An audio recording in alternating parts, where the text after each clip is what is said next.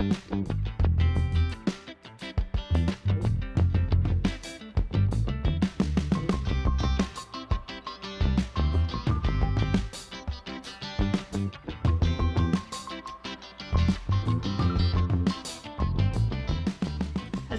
everybody, and welcome to episode 152 of the This Old Knit podcast. I'm your host, Nina, otherwise known as Ine, on Instagram, Pinterest, Ravelry, all the places. That's the username for me. So this week, I have show notes. What? Somewhat organized. Mostly because I didn't want to forget to bring anything, and one of my finished objects is hidden. I don't know.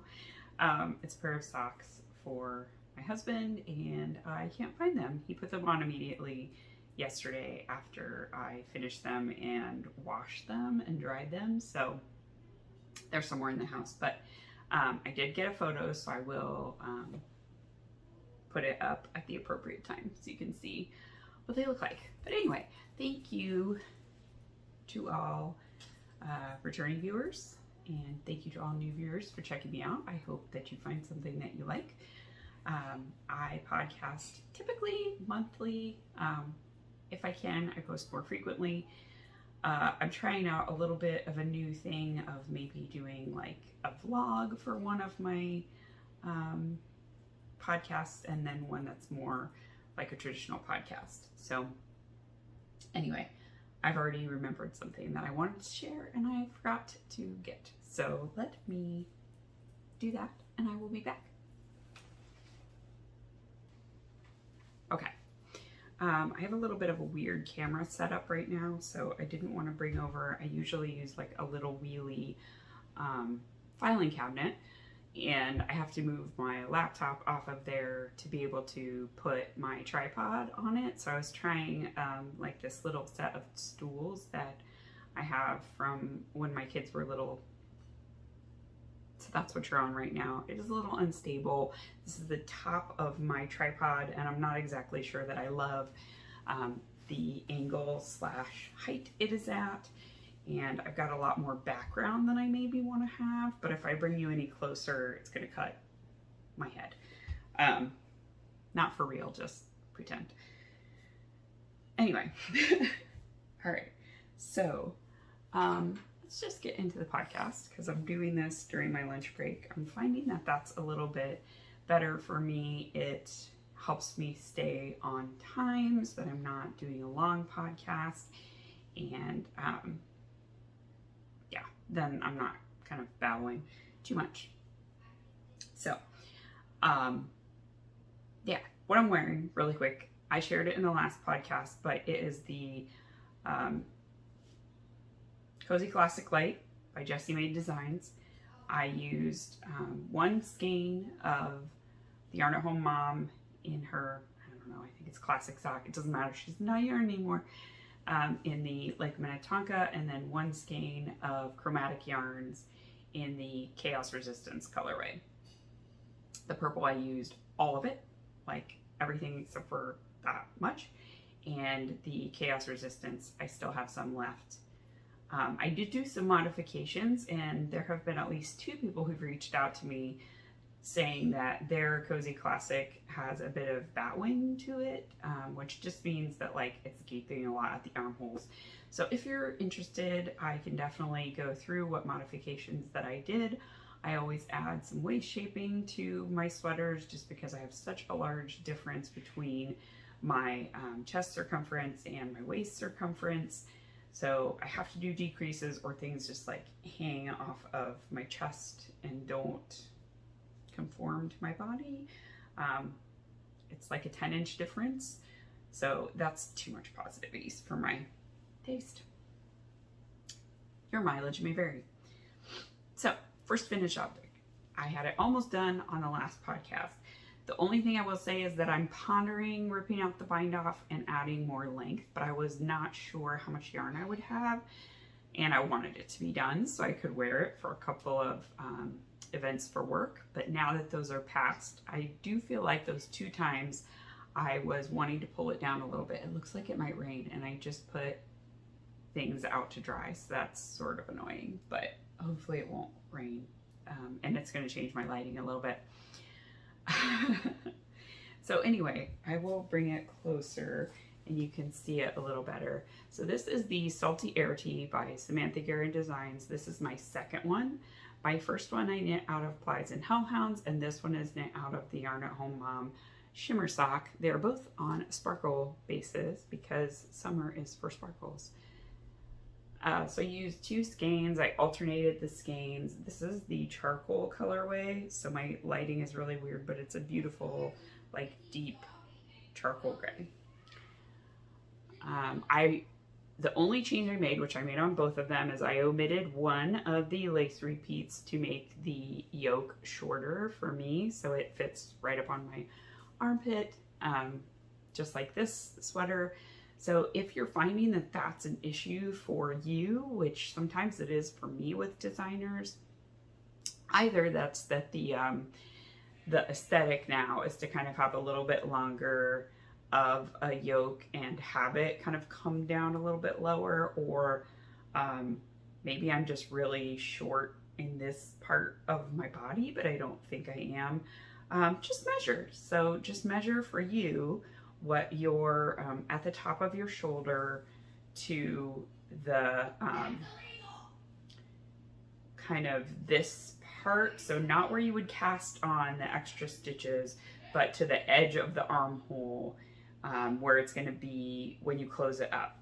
And then kind of you can look at the pattern schematic, which most designers will include a schematic, and on that schematic you should be able to see what this is for like the arm side, and if it's too long for you, then like shorten it.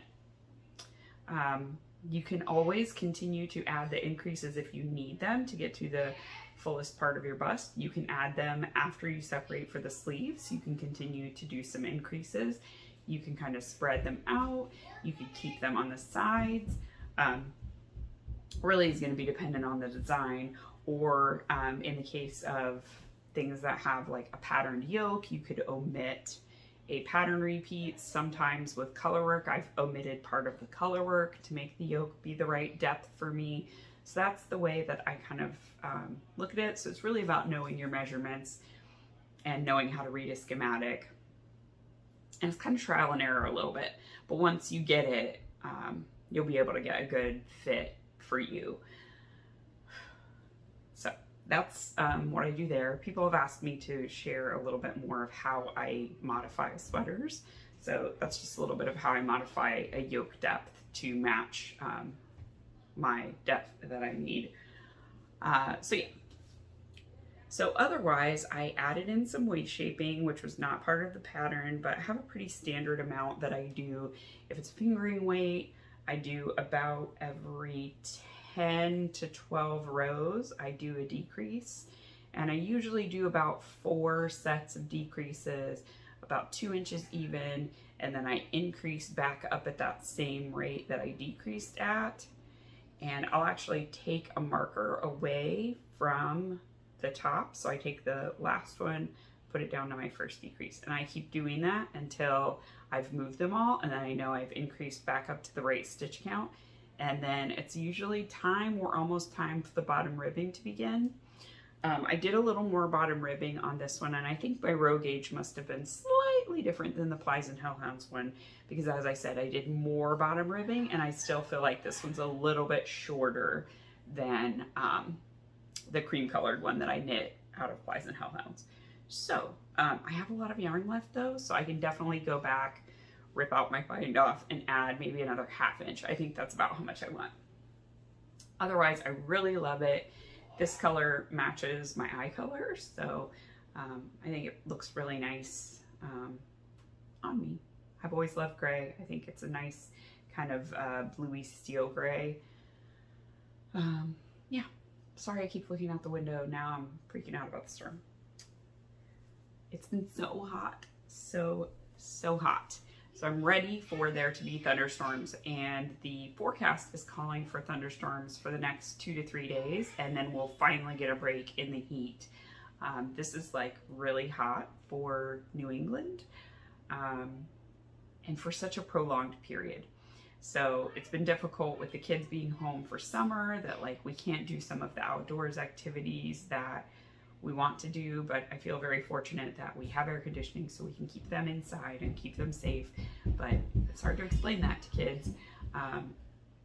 They were saying, oh, we want to go to the orchard, and Megan was saying, why don't we ever go to the orchard? So I finally was like, okay, we'll go tomorrow, but it has to be really early because there was a heat advisory.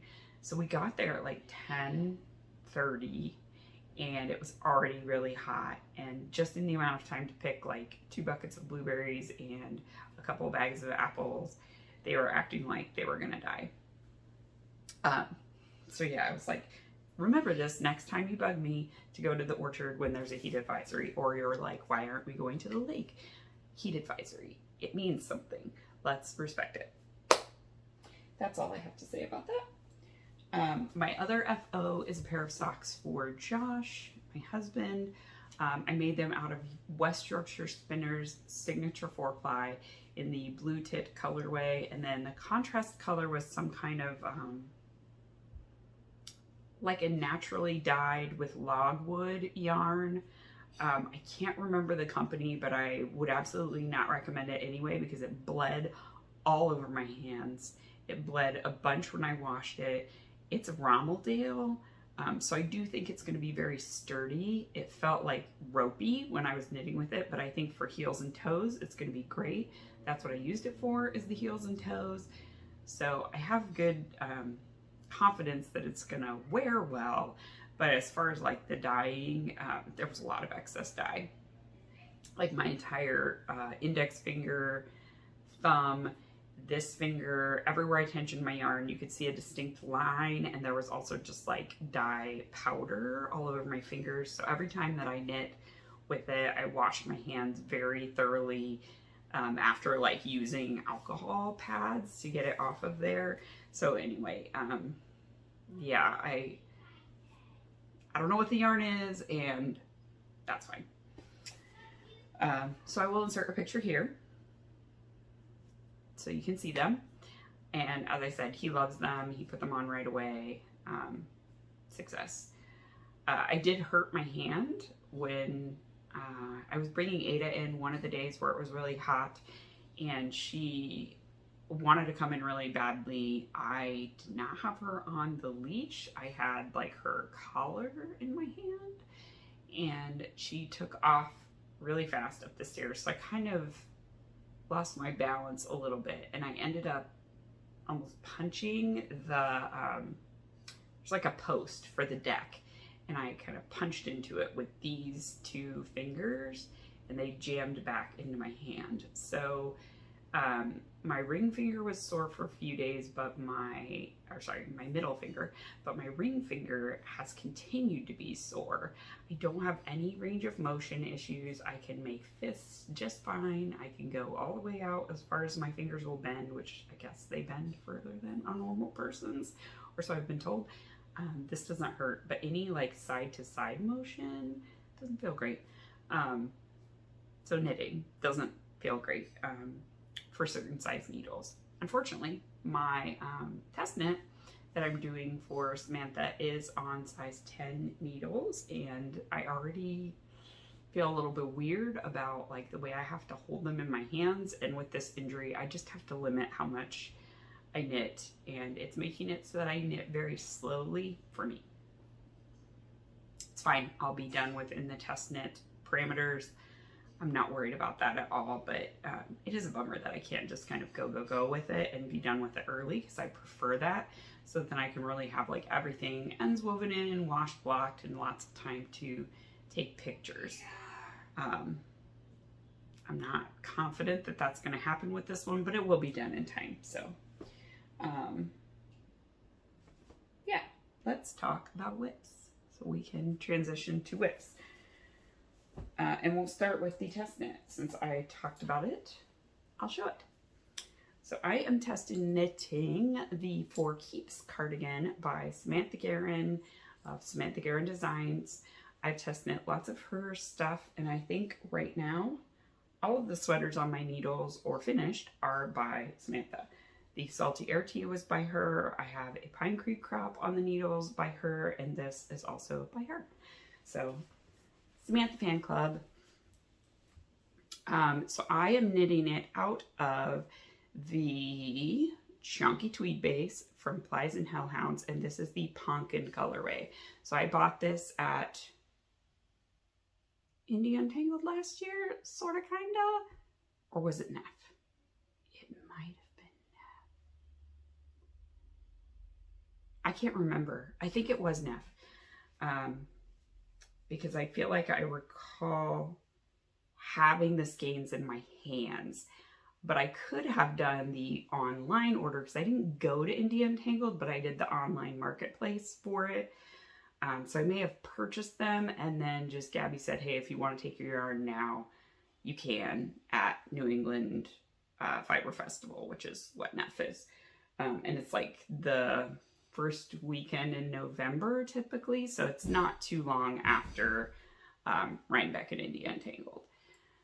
So anyway, I have 7 skeins of this. I think the pattern is going to have me be around 6, but I wanted to have a spare just in case. So basically it is made in what is called a cartridge rib. So there is no purling, which is fun. So it's a rib, but it's not, there's no purling required, at least knitting back and forth. In the round, you probably would need to.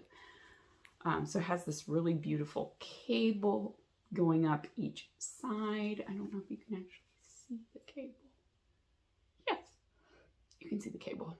It's a little bit more muted in the tweed, but I love tweed so much. I love a good tweed with neutral flex. It's so good, so good. So I have finished the back portion, both of the front side portions, and I'm to the point where the sleeves are done and, or the sleeve holes, sorry, and it's joined in the round, basically. All the pieces are joined. We're working back and forth now. I did have one skein of pumpkin I got that was brighter than the others, and I mean, it's hand-dyed yarn. I expect that. I did try to like visually pick them out, but I mean, what do I know? But with the cartridge rib, and then I also alternated skeins, I was able to kind of make it really blend nicely. And so I used that bright skein on both sides, on the front. I don't think I used it on the back panel at all. I don't think I did. So I took that out of rotation for right now. I put a stitch marker on the outside of the ball so I would know which one it was. And what I'm going to do is I'm going to use it on the sleeves because I think it'll blend better if I pick up, you know, and have that kind of here with, you know, it's going to be right next to that part. It is a drop shoulder construction, which I've never done before, so I'm kind of excited to see how that works out. So far, I've just made my arm size a little bit longer, but, you know, I'm test knitting it, so who knows if that's going to even be the final schematics of the pattern, but I enjoy test knitting. I like the interactive process and helping people out, so, you know, if you're one of my friends and you need to design something, if I have the capacity, I will offer to test knit for you because I know how hard it is to get good test knitters, and I'm pretty quick at knitting and I love to document things. So anyway, yeah, so that is the For Keeps cardigan. All of this, and I have not gone through one full single skein yet. Now I am knitting on one skein because I couldn't figure out how to alternate skeins on the when everything's being worked together, because you're kind of doing a almost an I-cord edge. It ends up being like an I-cord edge. So if you were to alternate at the edge like you normally would on a cardigan, then it's not going to pull those stitches to like wrap like they should. And with the cartridge rib, frankly, I think it's going to blend it enough that I won't need to, but we'll see. We'll see if I regret that decision. I don't think I will though, because I think I've pulled out that one like brighter skein, but they all have some of the brighter pops. That one just had more of them, because on the back you can see like there are some brighter spots. There's just not as many as that one, so it's fine. Like I said, I will use it on the sleeves and it'll be great. Alternate your skeins, friends, and it will never be a problem for you to have a slightly different dye lot. Yeah, so I've tried it on. It fits nicely. We're good to go. For Keeps cardigan, keep your eye out. I do think she's going to release it ahead of Rhinebeck. So this might be my Rhinebeck sweater. I don't know yet, because that's completely dependent on what the weather's going to be like. If it's going to be hit or miss, I might do a cardigan and maybe sew a shirt to go underneath of it. If it's going to be hot, I have plenty of short sleeve sweaters I have knit for myself this year. And if it's going to be cold, I have pullovers. It's going to be fine. I'm going to have something to wear. Okay. So socks, I have cast on for a pair for Joshua because he hasn't got a pair in a while, and he requested that these be knee socks. So this is Rainbow Dash by the Yarn at Home Mom. I'm really going through my my stash from Shannon. I don't know, I just got a bug to like knit her yarn up. I bought a bunch of it when she was, you know, deciding to give up dyeing. I also had bought a bunch before that because I was part of her Gilmore Girls club colorways. She was like partnering up with Little Bitty Delights. Yeah, Little Bitty Delights to do a Gilmore Girls club. So I have like, I think it was a skein a month. And then there was a stitch marker that went with it. So I have mini colors still left from that. I have one little basket that's all her stuff. And then I bought a bunch when she was destashing what was left of her yarn that she either had in her personal stash or was left over stock from when she was dyeing professionally. So Joshua's socks are a 60 stitch sock. That seems to work for him, and then they fit for longer. So right now I've got it where this marker is. I just need to knit from my knuckle up to the top of my finger to get up to his knee.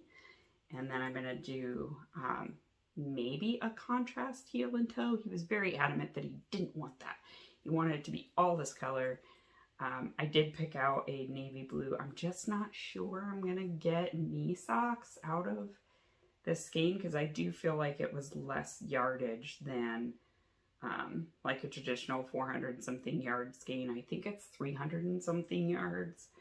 So yeah, I mean a 60 stitch sock is not that far off from my sock size, which is 64 stitches. So it's, I just don't know. But yeah, I do have a contrast color picked out. We'll see where I'm at. Maybe I'll just weigh the yarn when I'm at the point of putting in the heel. I would just feel more comfortable if I did it. Maybe I could do it just a toe. But yeah, I don't know, I'm nervous, so I don't want to do that. Anyway. And then I pulled from super deep stash. This is some yarn I bought from a Russian dyer back in 2015. She does not sell yarn anymore, I checked. At least not on Etsy. Her shop was on Etsy at the time. She does not sell through Etsy anymore. So it was, let me look at my notes, Wool Silk Lace, and this is the Kaleidoscope colorway. So I have two skeins of yarn I bought from her. One is Night Fireworks and the other one was Kaleidoscope.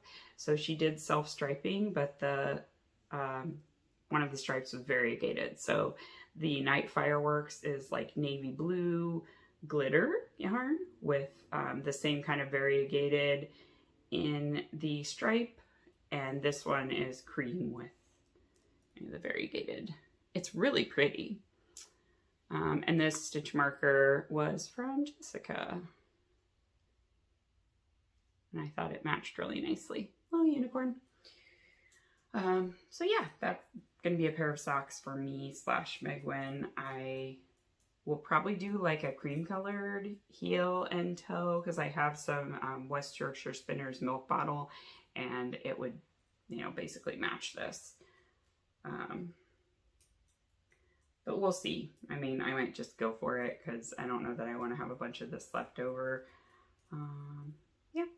So anyway, wool silk lace, kaleidoscope colorway. And then the last whip that I have is the Pine Creek crop. This one is also in the Yarn at Home Mom yarn. Oops, kind of stabbed. And it is in the Vicious Trollop colorway, which was one of the Gilmore Girls colors. So this is the first kind of circular yoke lace cropped summery tops that Samantha released. It's really nice. It's very intuitive. And I think I have, I don't know, a bit more on the chart to do. And then I will be separating for sleeves. This one started into the lace a little bit sooner than the Salty Air. So the lace will go for longer. The chart is longer. But, you know, I'm going to do it till it kind of ends up at the same place. And then I will separate. I have one of the stitch markers from the Gilmore Girls collection. It is referring to, there's a scene where Lorelai is surrounded by a bunch of alarm clocks. And she has basically a dream that she's married to Luke. So it's like a little alarm clock with a little pink thing. And it matches my Vicious Trollop colorway. So yeah, I have put this to the side because I'm doing the test knit. So I wanted to focus on the test knit. But I was zooming along before that.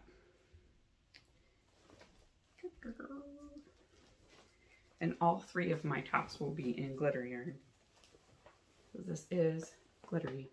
Yeah, you can see the sparkle. It's in the shimmer base. So what I do on these is I finish the lace chart first, and then I start alternating skeins because it's too hard to like alternate and be doing yarn overs and stuff because your place where your stitches are knits and not yarn overs kind of shifts throughout the garment. So it's just a pain in the butt. I don't like doing it.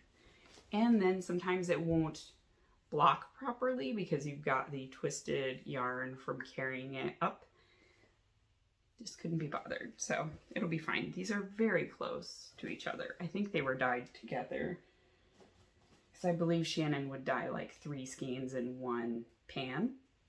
So that's the closest you could get to a dye lot. All right.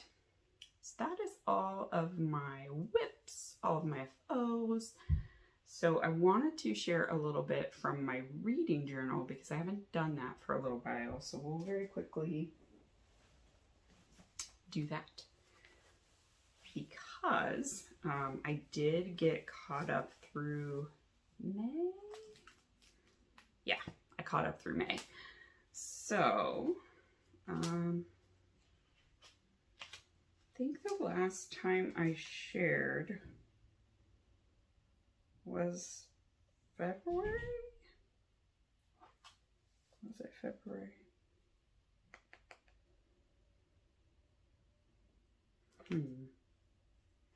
Must have been February. Yeah, because that is when I read House of Sky and Breath, and that is good stuff. Okay, so let's do some sharing. So for March, I did kind of a little bit of a different spread. So I used some washi tape that I got from Notebook Therapy. These are kind of ephemera from some different shops. I got this washi tape from Staples and some stickers from the Ikigai Papier shop, and this person has the Mochi Bujo channel on YouTube. She has a lot of really good content on both reading journal and just bullet journaling. Also, she had some different book sayings, so I got, you know, those as well. So that's March's cover page. And then I didn't write any of my quotes, so I typically do the books I read and some quotes from the books that I enjoyed. For March, I did a lot of catching up on books I had from the Bonkers Romance Patreon. So if you join their Patreon, you get 3 or 4 titles a month that come to you as like digital downloads. And I had a bunch that I had built up. So let's see, Dating Dr. Dill was definitely a Bonkers Romance one. The Astronaut and the Star. And yeah, those were the 2 that I can see that I read. Ruby Dixon also finished her Dragon series with Darkfire, which was really good. It's kind of like a morally gray hero, which is really fun. Like, are they really a good guy? They're kind of not, but they redeem themselves, sort of. So that one was really good. The book's called Darkfire.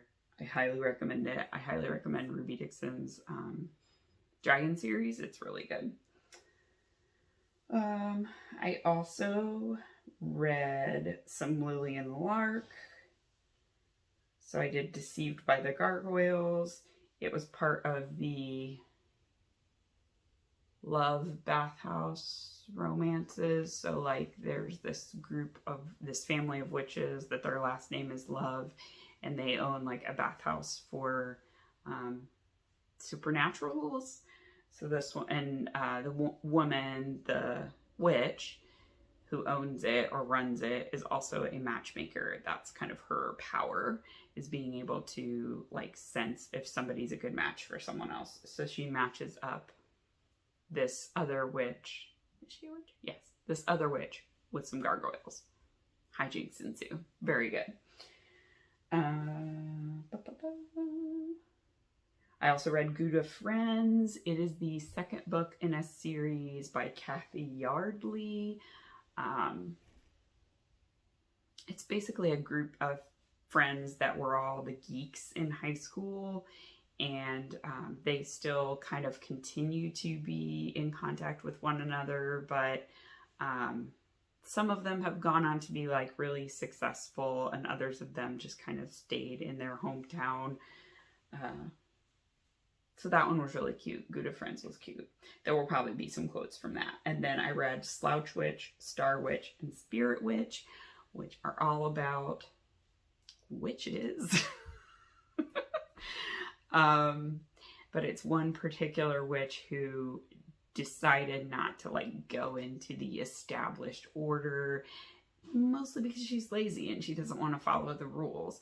But she's also like extremely gifted and is able to come up with like her own magic, and if she would just like apply herself, she could really be successful. And despite her best efforts, she has to apply herself because she gets mistakenly bound to this investigator to solve a crime.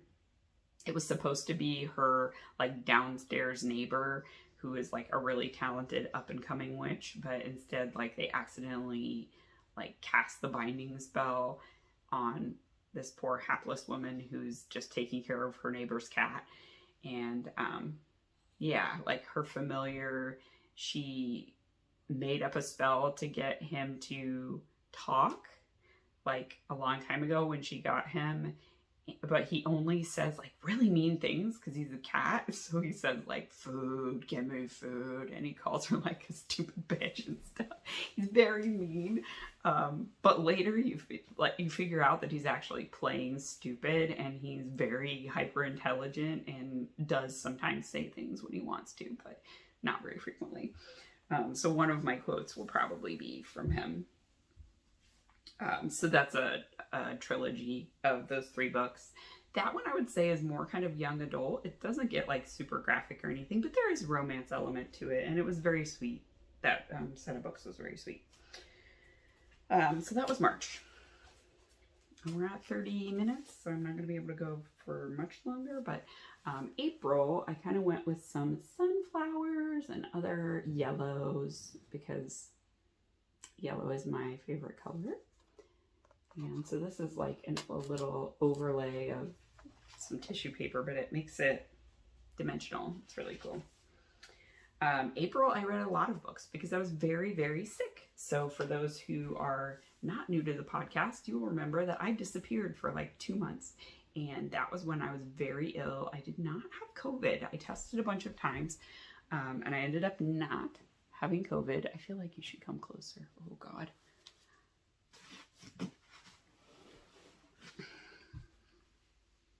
Hello. I never tested positive for COVID, but I did lose my sense of smell and taste for a while. But I did PCR tests and rapid tests. None of them were ever positive. So whatever I had, maybe it just overwhelmed my sinuses. I had bronchitis for sure. Yeah, so 2 months out of my life, but I read a crap ton of books in April, like a crap ton, because all I could do was lay in bed and do this much flicking on my Kindle. I didn't knit very much at all. So in April, I read a lot of Anna Hackett books. So I started at the end of March with The Investigator, and then I read through the entire series of those books. So like The Troubleshooter, Specialist, Bodyguard, Hacker, Power Broker, Detective. They're just fun. They're just like fun, modern day, like there's an investigative team that used to be former military, and like some like over the top situations happen, but there's always a happy ending. Like it didn't take a lot of brain power, and I didn't have a lot of brain power to give, so very good stuff. Then I read some Alexis Hall, so Shadows and Dreams. Then there's kind of an offshoot of the detective series that started with Stealing from Mr. Rich, and there were 3 of those. Also good. And then I started reading Lisa Kleypas. I love Lisa Kleypas. If you like historical novels and historical romances, I definitely recommend her. She is great. So I started reading the Ravenels series. The first one is Cold Hearted Rake, which honestly isn't the best one of the Ravenels, but it was really good. And it got me into like her type of writing. I really love like her turn of phrase, and yeah, just the way she writes romance is just really poetic and nice. And each of her heroines is very different and distinctive. And I like that about her writing a lot. So I read that one. I read Parties, Girls Weekend Part 2. So this one is going back to the city of Cambric Creek. And there's like a group of 3 elves that go for this weekend to an orc colony. And they kind of meet some people. Some of them end up being in relationships, but some of them are troubled. One of the love interests is like half orc, half fae, and you're not really sure what's going on with them. He's really weird, and it feels like something's going to happen. So Girls Weekend Part 2 leaves on a cliffhanger, absolutely, about that relationship. I read Sing Me to Sleep. Who doesn't love a good sleep demon romance? And I'm excited to see what happens next in that universe. Then I started reading the Aeon series, beginning with Edge of Aeon. There's a lot of books in that as well. I was just looking for something where I could just binge read series because I like ones that continue and you get to really dive into the universe that the author is creating. This one absolutely did that.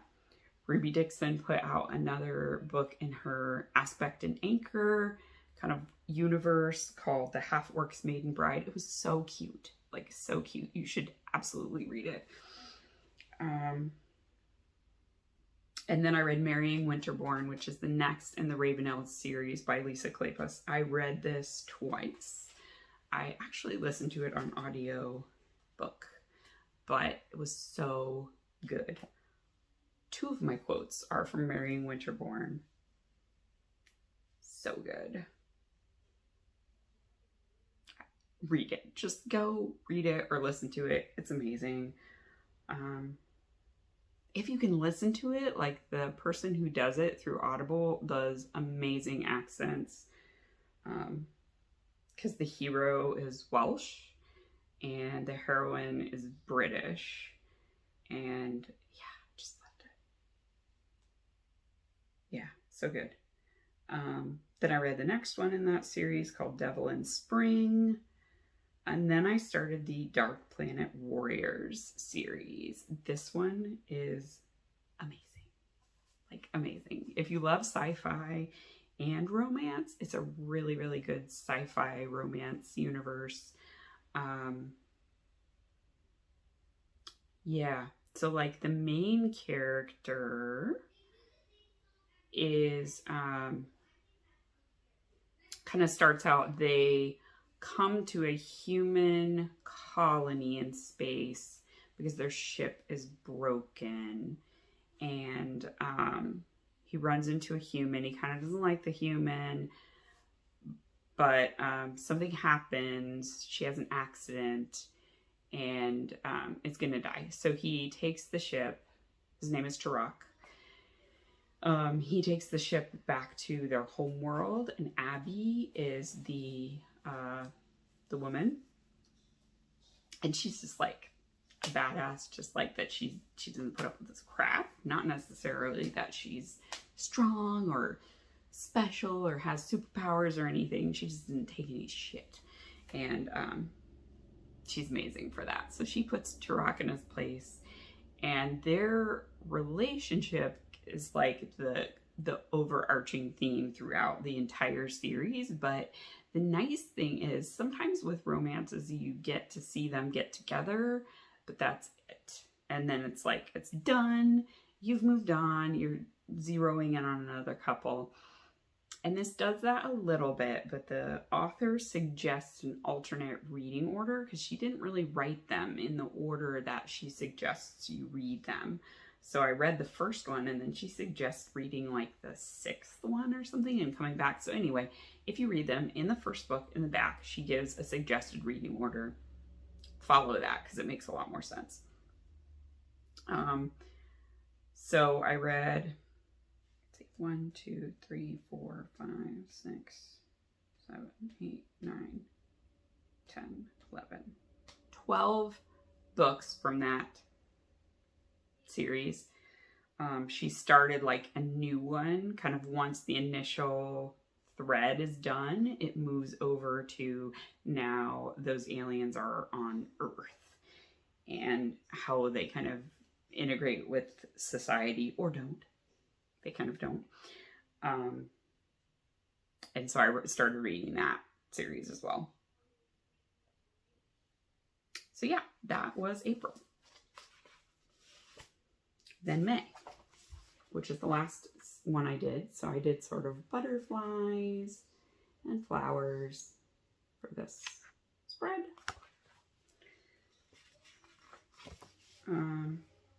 So May books, I did not read as many as April, but that's because I wasn't sick and I was catching up on life. I have this new washi tape that's called Light Academia, and I love it so much. It's so pretty. So, my quote from this month is from a Lisa Kleypas book called Hello Stranger. It is also in the Ravenelle series. It's the one about there's a female doctor, and she's like the first licensed female doctor in London. It's cute. So anyway, my quote is, among other things, I'm afraid of cows because of their size, Helen asks sympathetically. No, it's the way they stare, as if they're plotting something. So there's a lot of humor and fun in those books. So in May, Anna Carvin is the author of the Dark Planet Warriors series, if you're so inclined to read them. I read more Lisa Kleypas. I went to did I start that new series at that point? No, I didn't. Okay, so I finished out the Ravenels series. I read All They Want for Christmas, which was a bonkers romance book. I didn't really like it. I felt like it was extremely repetitive, and it was just kind of, I don't know. I felt like the heroine was kind of a bitch. I didn't like her. She was very shallow and kind of mean. So anyway, I didn't like that book, but whatever. I read it. The Victoria Outline. So I started a series that is the Clicanian Mates series, I think. So it's basically like the women pick their mates because there aren't enough women's. They have a lot more choice.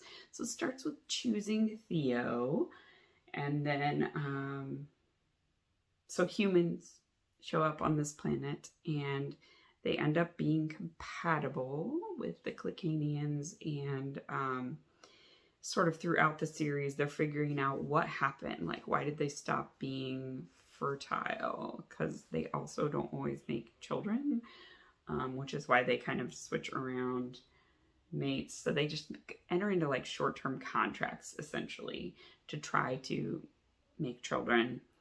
Once they produce one, if they do within the year, then the women move on, the men care for the children. But the humans kind of help them figure out what's been going on and why they can't have children as frequently anymore. So anyway, there were 5 of those books, but the author is still publishing them, so that series is not done. But the last one was using Feyo.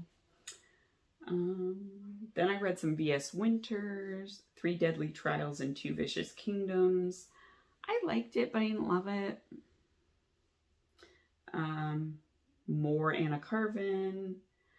I read one Jennifer Miller book. I hated it. It was Dar. I do not recommend it at all. There are a lot of like Christian themes in it, which is not my shindig. Maybe it's yours.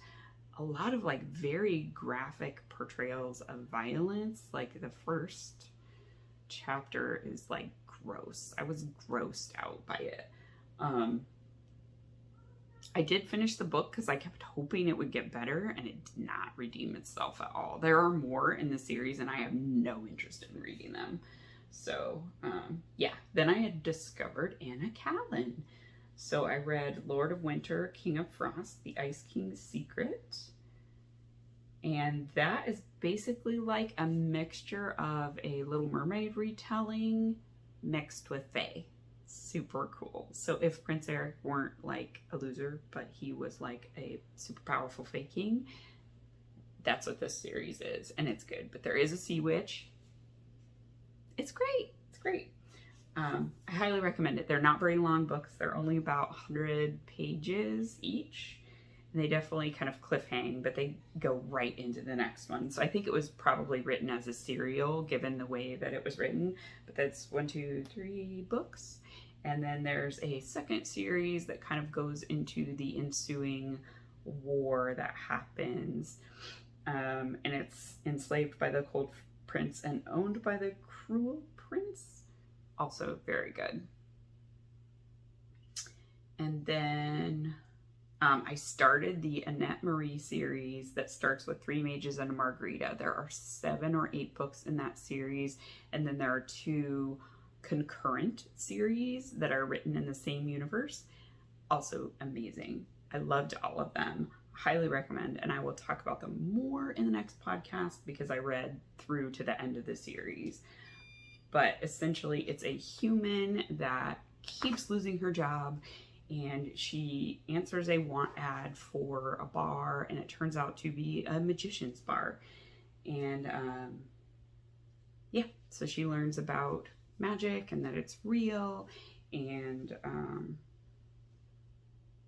yeah, she meets the three mages that are kind of the ones that you follow throughout the books.